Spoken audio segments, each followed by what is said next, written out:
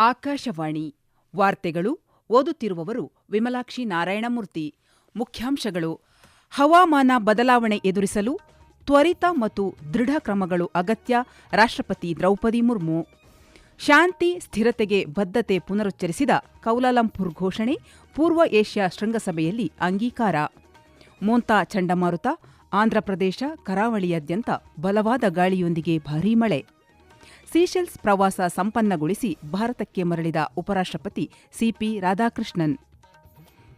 ಕಳೆದ ತಿಂಗಳಲ್ಲಿ ದಾಖಲೆಯ $1.8 ಶತಕೋಟಿ ತಲುಪಿದ ಭಾರತದ ಸ್ಮಾರ್ಟ್ಫೋನ್ ರಫ್ತು. ವಾರ್ತೆಗಳ ವಿವರ. ಇಡೀ ಜಗತ್ತಿನ ಮೇಲೆ ಪರಿಣಾಮ ಬೀರುತ್ತಿರುವ ಹವಾಮಾನ ಬದಲಾವಣೆಯನ್ನು ಎದುರಿಸಲು ದೃಢವಾದ ಕ್ರಮವಹಿಸುವ ಅಗತ್ಯವಿದೆ ಎಂದು ರಾಷ್ಟ್ರಪತಿ ದ್ರೌಪದಿ ಮುರ್ಮು ಹೇಳಿದ್ದಾರೆ.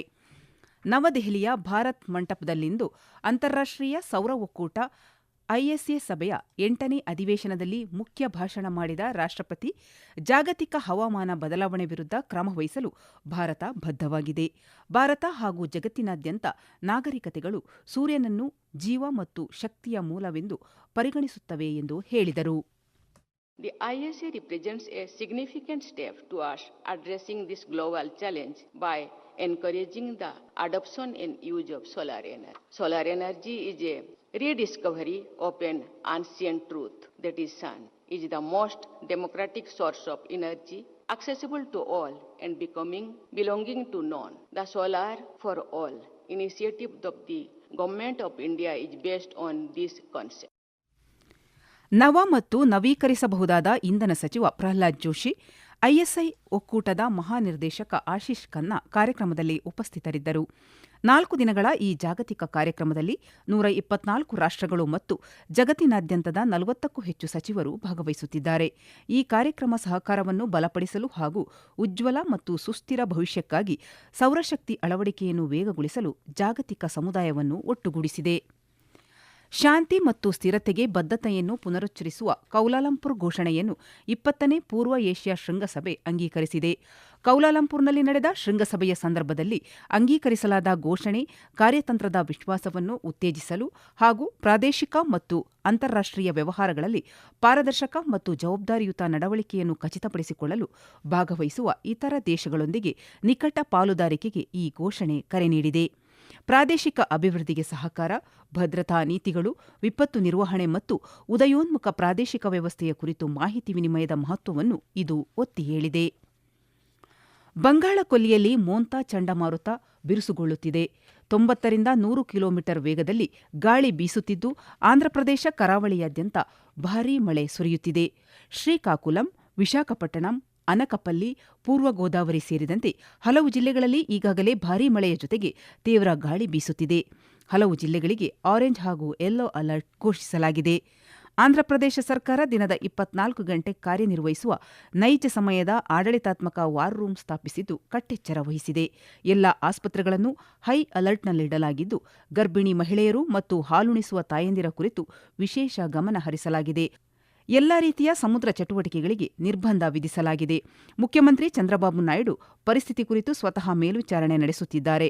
ಈಗಾಗಲೇ ಪ್ರಧಾನಿ ನರೇಂದ್ರ ಮೋದಿ ಮುಖ್ಯಮಂತ್ರಿಗಳೊಂದಿಗೆ ಮಾತನಾಡಿದ್ದು, ಪರಿಹಾರ ಮತ್ತು ಪುನರ್ವಸತಿಗಾಗಿ ಸಂಪೂರ್ಣ ಬೆಂಬಲದ ಭರವಸೆ ನೀಡಿದ್ದಾರೆ.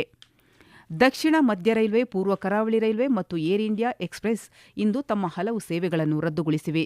ನಾಗರಿಕರು ಮನೆಯೊಳಗೆ ಇರಲು ಮತ್ತು ಸುರಕ್ಷತಾ ಸಲಹೆಗಳನ್ನು ಅನುಸರಿಸಲು ಅಧಿಕಾರಿಗಳು ಸಲಹೆ ನೀಡಿದ್ದಾರೆ. ಒಡಿಶಾದಲ್ಲಿ ಮುಂಬರುವ ಚಂಡಮಾರುತದಿಂದ ಉಂಟಾಗುವ ಯಾವುದೇ ಸಂಭಾವ್ಯ ಪರಿಣಾಮವನ್ನು ನಿಭಾಯಿಸಲು ರಾಜ್ಯ ಸರ್ಕಾರ ಸನ್ನದ್ಧತಾ ಕ್ರಮಗಳನ್ನು ಹೆಚ್ಚಿಸಿದೆ. ಹವಾಮಾನ ಇಲಾಖೆಯು ರಾಜ್ಯದ 8 ದಕ್ಷಿಣ ಜಿಲ್ಲೆಗಳಿಗೆ ರೆಡ್ ಅಲರ್ಟ್ ನೀಡಿದೆ. ಈ ಜಿಲ್ಲೆಗಳಲ್ಲಿನ ಶಾಲೆಗಳು ಮತ್ತು ಅಂಗನವಾಡಿ ಕೇಂದ್ರಗಳನ್ನು ಇಂದಿನಿಂದ 3 ದಿನಗಳವರೆಗೆ ಮುಚ್ಚಲಾಗಿದೆ. ಮೋಂತಾ ಚಂಡಮಾರುತದ ಹಿನ್ನೆಲೆಯಲ್ಲಿ ರೈಲು ಸಂಖ್ಯೆ 17210 Kakinada town SMVT Bengaluru express ಅನ್ನು ರದ್ದುಗೊಳಿಸಲಾಗಿದೆ. ಇದರ ಜೊತೆಗೆ ನಾಳೆ ಸಂಚರಿಸುವ ರೈಲು ಸಂಖ್ಯೆ 17235 ಎಸ್ಎಂವಿಟಿ ಬೆಂಗಳೂರು ನಾಗರ್ಕೋಯಿಲ್ ಎಕ್ಸ್‌ಪ್ರೆಸ್ ಅನ್ನು ರದ್ದುಗೊಳಿಸಲಾಗಿದೆ. ಈಗ ವಾಣಿಜ್ಯ ಪ್ರಕಟಣೆ, ಬಳಿಕ ವಾರ್ತಾ ಪ್ರಸಾರ ಮುಂದುವರಿಯುವುದು. ಕಸವನ್ನು ಮನೆಯ ಹಂತದಲ್ಲಿಯೇ ವಿಂಗಡಿಸಿ. ತರಕಾರಿ, ಹಣ್ಣಿನ ಸಿಪ್ಪೆ, ಉಳಿಕೆ ಆಹಾರವನ್ನು ಹಸಿ ಕಸಕ್ಕಾಗಿಯೇ ಇರುವ ಕಸದ ಬುಟ್ಟಿಯಲ್ಲಿ ಹಾಕಿ. ಪೇಪರ್, ಪ್ಲಾಸ್ಟಿಕ್ ಕವರ್, ಪ್ಲಾಸ್ಟಿಕ್ ಬಾಟಲಿ, ರಟ್ಟಿನ ಡಬ್ಬಗಳು, ಬಟ್ಟೆಯನ್ನು ಪ್ರತ್ಯೇಕಿಸಿ ಒಣಕಸದ ಬುಟ್ಟಿಯಲ್ಲಿ ಹಾಕಿ. ಮೆಡಿಕಲ್ ವೇಸ್ಟ್, ಗಾಜಿನ ಚೂರುಗಳು, ಸ್ಯಾನಿಟರಿ ಪ್ಯಾಡ್ಗಳನ್ನು ಪೇಪರ್ನಿಂದ ಸುತ್ತಿ ರೆಡ್ ಮಾರ್ಕ್ ಮಾಡಿ ಪೌರ ಕಾರ್ಮಿಕರಿಗೆ ನೀಡಿ. ಕಸಮುಕ್ತ ಸ್ವಚ್ಛ ಕರ್ನಾಟಕ ನಮ್ಮ ಗುರಿ. ಪ್ರಕಟಣೆ ರಾಜ್ಯ ಅಭಿಯಾನ ನಿರ್ದೇಶನಾಲಯ, ಸ್ವಚ್ಛ ಭಾರತ ಮಿಷನ್ ನಗರ ಯೋಜನೆ, ನಗರಾಭಿವೃದ್ಧಿ ಇಲಾಖೆ, ಕರ್ನಾಟಕ ಸರ್ಕಾರ. ಸೀಶೆಲ್ಸ್ ಅಧ್ಯಕ್ಷರಾಗಿ ಹೊಸದಾಗಿ ಆಯ್ಕೆಯಾದ ಡಾ ಪ್ಯಾಟ್ರಿಕ್ ಹರ್ಮೈನಿ ಅವರ ಪ್ರಮಾಣವಚನ ಸ್ವೀಕಾರ ಸಮಾರಂಭದಲ್ಲಿ ಪಾಲ್ಗೊಂಡು ಸೀಶೆಲ್ಸ್ ಪ್ರವಾಸ ಕೈಗೊಂಡಿದ್ದ ಉಪರಾಷ್ಟ್ರಪತಿ ಸಿಪಿ ರಾಧಾಕೃಷ್ಣನ್ ಇಂದು ಬೆಳಗ್ಗೆ ಪ್ರವಾಸ ಸಂಪನ್ನಗೊಳಿಸಿ ಕೊಯಮತ್ತೂರಿಗೆ ಮರಳಿದ್ದಾರೆ. ಭೇಟಿಯ ವೇಳೆ ಉಪರಾಷ್ಟ್ರಪತಿ ಅಧ್ಯಕ್ಷ ಡಾ ಪ್ಯಾಟ್ರಿಕ್ ಮತ್ತು ಉಪಾಧ್ಯಕ್ಷ ಸೆಬೆಸ್ಟಿನ್ ಪಿಳ್ಳೈ ಅವರನ್ನು ಭೇಟಿಯಾಗಿ ಮಾತುಕತೆ ನಡೆಸಿದ್ದಾರೆ. ಮಹಾಸಾಗರದ ಉಪಕ್ರಮದ ದೃಷ್ಟಿಯಲ್ಲಿ ಸೀಶೆಲ್ಸ್ನೊಂದಿಗಿನ ಸಂಬಂಧಕ್ಕೆ ಭಾರತ ಹೆಚ್ಚಿನ ಮಹತ್ವ ನೀಡಿದೆ. ಜಾಗತಿಕ ದಕ್ಷಿಣ ರಾಷ್ಟ್ರಗಳ ಕುರಿತು ಬದ್ಧತೆಯನ್ನು ಪುನರುಚ್ಚರಿಸಿದೆ ಎಂದು ವಿದೇಶಾಂಗ ವ್ಯವಹಾರಗಳ ಸಚಿವಾಲಯ ತಿಳಿಸಿದೆ. ಪ್ರವಾಸದ ವೇಳೆ ಉಪರಾಷ್ಟ್ರಪತಿ ಮಾರಿಷಸ್ ಪ್ರಧಾನಿ ಡಾ ನವೀನ್ ಚಂದ್ರ ರಾಮಗೂಲಂ ಅವರನ್ನು ಭೇಟಿಯಾಗಿದ್ದರು ಹಾಗೂ ಸಮುದಾಯ ಕಾರ್ಯಕ್ರಮವೊಂದರಲ್ಲಿ ಅನಿವಾಸಿ ಭಾರತೀಯ ಸಮುದಾಯವನ್ನುದ್ದೇಶಿಸಿ ಮಾತನಾಡಿದರು. ಕಳೆದ ತಿಂಗಳಲ್ಲಿ ಭಾರತದ ಸ್ಮಾರ್ಟ್ ಫೋನ್ ರಫ್ತುಗಳು ದಾಖಲೆಯ 1.8 ಶತಕೋಟಿ ಅಮೆರಿಕ ಡಾಲರ್ಗೆ ತಲುಪಿದೆ ಎಂದು ಕೇಂದ್ರ ವಿದ್ಯುನ್ಮಾನ ಮತ್ತು ಮಾಹಿತಿ ತಂತ್ರಜ್ಞಾನ ಸಚಿವ ಅಶ್ವಿನಿ ವೈಷ್ಣವ್ ತಿಳಿಸಿದ್ದಾರೆ. ಸಾಮಾಜಿಕ ಮಾಧ್ಯಮ ಪೋಸ್ಟ್ನಲ್ಲಿ ಪತ್ರಿಕೆಯೊಂದರ ಲೇಖನವನ್ನು ಹಂಚಿಕೊಂಡಿರುವ ಸಚಿವರು, ವಿದ್ಯುನ್ಮಾನ ಉತ್ಪನ್ನಗಳು ಈಗ ದೇಶದಿಂದ ರಫ್ತಾಗುವ ಎಲ್ಲಾ ಸರಕುಗಳಲ್ಲಿ 3ನೇ ಅತಿದೊಡ್ಡ ವಿಭಾಗವಾಗಿದೆ. ದೇಶದಲ್ಲಿ ವಿದ್ಯುನ್ಮಾನ ಘಟಕಗಳ ಉತ್ಪಾದನೆ ಬೇರೂರುತ್ತಿರುವಂತೆ ಈ ವಲಯ ಸಾವಿರಾರು ಉದ್ಯೋಗಗಳನ್ನು ಸೃಜಿಸುವ ನಿರೀಕ್ಷೆಯಿದೆ ಎಂದು ವಿಶ್ವಾಸ ವ್ಯಕ್ತಪಡಿಸಿದ್ದಾರೆ. ಪ್ರಧಾನಿ ನರೇಂದ್ರ ಮೋದಿ ಮುಂಬೈನಲ್ಲಿ ನಾಳೆ ನಡೆಯುವ ಕಡಲ ನಾಯಕರ ಸಮಾವೇಶವನ್ನು ಉದ್ದೇಶಿಸಿ ಮಾತನಾಡಲಿದ್ದಾರೆ. ಈ ಸಂದರ್ಭದಲ್ಲಿ ಅವರು ಭಾರತ ಕಡಲ ಸಪ್ತಾಹ 2025ರ ಭಾಗವಾಗಿ ಜಾಗತಿಕ ಕಡಲ ಮುಖ್ಯ ಕಾರ್ಯನಿರ್ವಾಹಕ ಅಧಿಕಾರಿಗಳ ವೇದಿಕೆಯ ಅಧ್ಯಕ್ಷತೆ ವಹಿಸಲಿದ್ದಾರೆ. ಈ ಕಾರ್ಯಕ್ರಮವು ಹಡಗು ಸಾಗಣೆ, ಬಂದರುಗಳು, ಹಡಗು ನಿರ್ಮಾಣ, ಹಡಗು ಪ್ರವಾಸೋದ್ಯಮ ಮತ್ತು ಕಡಲ ಆರ್ಥಿಕ ಹಣಕಾಸು ಕ್ಷೇತ್ರದಲ್ಲಿ ಪ್ರಮುಖ ಪಾಲುದಾರರನ್ನು ಒಟ್ಟುಗೂಡಿಸುವ ಪ್ರಮುಖ ಜಾಗತಿಕ ವೇದಿಕೆಯಾಗಿದೆ. ಈ ಕಾರ್ಯಕ್ರಮದಲ್ಲಿ 85ಕ್ಕೂ ಹೆಚ್ಚು ರಾಷ್ಟ್ರಗಳ 1 ಲಕ್ಷಕ್ಕೂ ಹೆಚ್ಚು ಪ್ರತಿನಿಧಿಗಳು ಮತ್ತು 350ಕ್ಕೂ ಹೆಚ್ಚು ಅಂತಾರಾಷ್ಟ್ರೀಯ ಭಾಷಣಕಾರರು ಭಾಗವಹಿಸಲಿದ್ದಾರೆ. ಇದೇ ಶುಕ್ರವಾರದಂದು ನಡೆಯಲಿರುವ ರಾಷ್ಟ್ರೀಯ ಏಕತಾ ದಿನದ ಪರೇಡ್ನಲ್ಲಿ ಗಡಿ ಭದ್ರತಾ ಪಡೆ ಬಿಎಸ್ಎಫ್ ತುಕಡಿಯು ಶಿಸ್ತು, ಚುರುಕುತನಕ್ಕೆ ಹೆಸರಾಗಿರುವ ಸ್ಥಳೀಯ ಶ್ವಾನದಳವನ್ನು ಪ್ರದರ್ಶಿಸಲಿದೆ. ಏಕತಾ ದಿವಸ್ ಪರೇಡ್ ಭಾರತದ ಸ್ವಾವಲಂಬಿ ಮತ್ತು ಹೆಮ್ಮೆಯ ಪ್ರತೀಕವಾದ K9 ಪಡೆಯ ಸಂಕೇತವಾದ ಯುದ್ಧ ತಂತ್ರದ ಕೌಶಲ್ಯ ಮತ್ತು ಕಾರ್ಯಾಚರಣೆಯ ಶ್ರೇಷ್ಠತೆಯನ್ನು ಪ್ರದರ್ಶಿಸುವ ಶ್ವಾನ ತರಬೇತಿ ಪ್ರದರ್ಶನವನ್ನು ಸಹ ಒಳಗೊಂಡಿರುತ್ತದೆ. ಪ್ರಧಾನಿ ನರೇಂದ್ರ ಮೋದಿ ಅವರು ಕಳೆದ ಭಾನುವಾರ ಆಕಾಶವಾಣಿಯಲ್ಲಿ ಮನ್ ಕಿ ಬಾತ್ ಕಾರ್ಯಕ್ರಮದ 127ನೇ ಸಂಚಿಕೆಯಲ್ಲಿ ಬಿಎಸ್ಎಫ್ ಮತ್ತು ಸಿಆರ್ಪಿಎಫ್ನಲ್ಲಿ ಸ್ಥಳೀಯ ಶ್ವಾನಗಳ ಹೆಚ್ಚಿದ ಸೇರ್ಪಡೆಯನ್ನು ಶ್ಲಾಘಿಸಿದ್ದರು.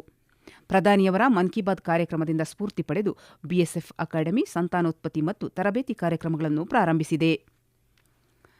ಈಜು ವಿಭಾಗದಲ್ಲಿ ಭಾರತ ತಂಡವನ್ನು ಪ್ರತಿನಿಧಿಸುತ್ತಿರುವ ಬೆಂಗಳೂರಿನ ದಿನಿಧಿ ದೇಸಿಂಗು ಬಹ್ರೈನ್ನಲ್ಲಿ ನಡೆದ ಏಷ್ಯನ್ ಯೂತ್ ಗೇಮ್ಸ್ 2025ರಲ್ಲಿ 400 ಮೀಟರ್ ಫ್ರೀಸ್ಟೈಲ್ನಲ್ಲಿ ಹೊಸ ರಾಷ್ಟ್ರೀಯ ದಾಖಲೆ ನಿರ್ಮಿಸಿದ್ದಾರೆ.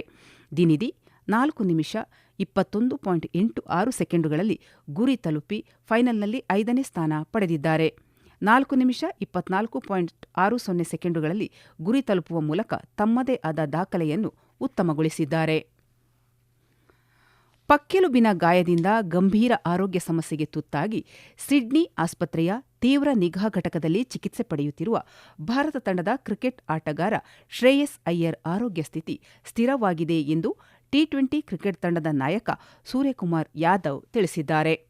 ಅಯ್ಯರ್ ಅವರನ್ನು ಐಸಿಯುನಿಂದ ಸ್ಥಳಾಂತರಿಸಲಾಗಿದೆ ಎಂದು ಐಎಎನ್ಎಸ್ ಸುದ್ದಿಸಂಸ್ಥೆ ವರದಿ ಮಾಡಿದೆ. ಬಿಸಿಸಿಐ ಆಡಳಿತ ಮಂಡಳಿ ಅವರೊಂದಿಗೆ ನಿಕಟ ಸಂಪರ್ಕದಲ್ಲಿದ್ದು ಚೇತರಿಕೆಯ ಬಗ್ಗೆ ನಿರಂತರವಾಗಿ ನಿಗಾ ಇಟ್ಟಿದೆ. ಈಗ ಕೊನೆಯಲ್ಲಿ ಮತ್ತೊಮ್ಮೆ ಮುಖ್ಯಾಂಶಗಳು. ಹವಾಮಾನ ಬದಲಾವಣೆ ಎದುರಿಸಲು ತ್ವರಿತ ಮತ್ತು ದೃಢ ಕ್ರಮಗಳು ಅಗತ್ಯ, ರಾಷ್ಟ್ರಪತಿ ದ್ರೌಪದಿ ಮುರ್ಮು. ಶಾಂತಿ, ಸ್ಥಿರತೆಗೆ ಬದ್ಧತೆ ಪುನರುಚ್ಚರಿಸಿದ ಕೌಲಾಲಂಪುರ್ ಘೋಷಣೆ, ಪೂರ್ವ ಏಷ್ಯಾ ಶೃಂಗಸಭೆಯಲ್ಲಿ ಅಂಗೀಕಾರ.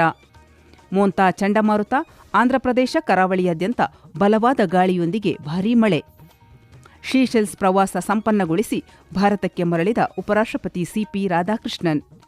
ಕಳೆದ ತಿಂಗಳಲ್ಲಿ ದಾಖಲೆಯ 1.8 ಶತಕೋಟಿ ಡಾಲರ್ ತಲುಪಿದ ಭಾರತದ ಸ್ಮಾರ್ಟ್ಫೋನ್ ರಫ್ತು. ಇಲ್ಲಿಗೆ ವಾರ್ತಾ ಪ್ರಸಾರ ಮುಕ್ತಾಯವಾಯಿತು. ನಮ್ಮ ಮುಂದಿನ ವಾರ್ತಾ ಪ್ರಸಾರ ಮಧ್ಯಾಹ್ನ 2:30ಕ್ಕೆ.